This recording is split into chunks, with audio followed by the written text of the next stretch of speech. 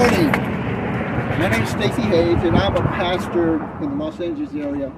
And I'm here to stand in solidarity with these 28 families who have decided to stand by their beliefs and moral convictions to not subject their children to these vaccinations, in which all three pharmaceutical companies have utilized fetal cell lines in their creation. I'm also here to call upon all people of faith and religion, be it pastors, clerics, rabbis, imams, regardless of where you stand on the issue of the COVID mandate, to awake and understand where we stand in history. No man, woman, or child should be forced to choose between their moral convictions or taking a shot for them to be able to continue to be employed or to be able to enjoy their education. This, in my eyes, is the rumblings of religious persecution, where one is blocked from participating in society due to exercising his or her beliefs. In Deuteronomy 30:15-20, the right to free will to choose between life and death, blessing and cursing, though we are encouraged to choose life, has been granted to us by God. Our founding fathers recognized that all persons were created with inalienable rights, which in turn is a moral law. Therefore, these parents and these parents alone bear the weight of choosing between life and good, death and evil before God as His creation.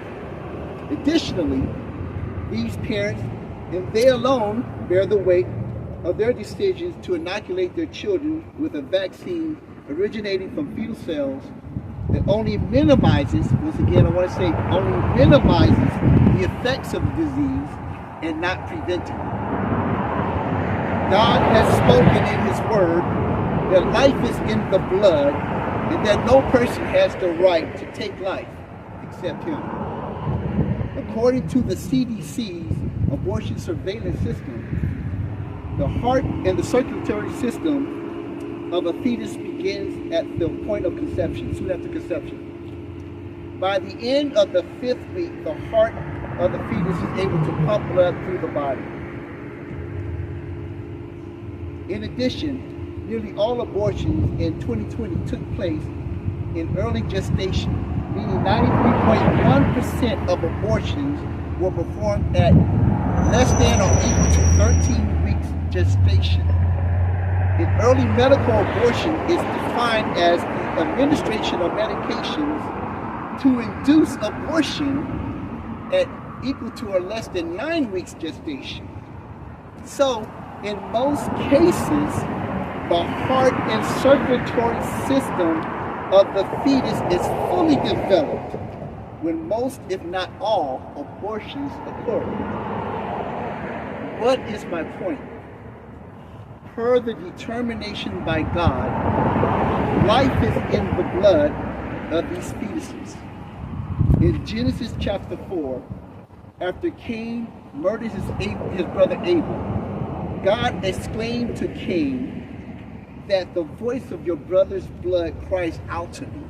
This is in verse 10 of Genesis chapter 4. Likewise, the voices of the blood of the aborted babies from which the fetal cell lines were created is crying out to God. How can anyone in good conscience submit themselves or their children to being injected with such vaccines where the blood of the innocent babies is crying out? This begs the question, why would any institution's mandate require it? We, citizens of the United States of America, have the right to exercise our faith and express that faith publicly and openly under the protection of the so-called freedom of religion in our Constitution. Now I say so-called freedom of religion because in these past weeks or these past years, we have seen events where our freedom of religion has been stripped away due to the pandemic.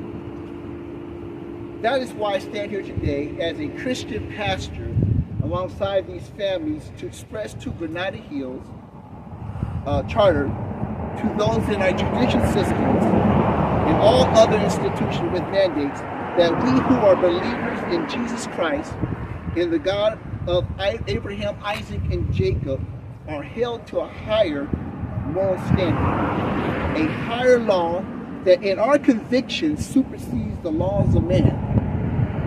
And when these two conflict, we are obligated with regards to our faith to obey our God, to whom we must give an answer. Finally, I say this. These families, made up of Jews and Christians, have expressed their fear. That is, the reverence of God, by honoring Him and abstaining from taking these vaccines. Jesus in Luke chapter 4, verses 4 through 5 stated this: "Dear friends, don't be afraid of those who want to kill your body. They cannot do any more to you after that. But I tell you whom to fear. Fear God, who has the power to kill you and then throw you into hell. Yes, He is the one to fear." I say to us today, we shall all learn to fear God. Thank you very much.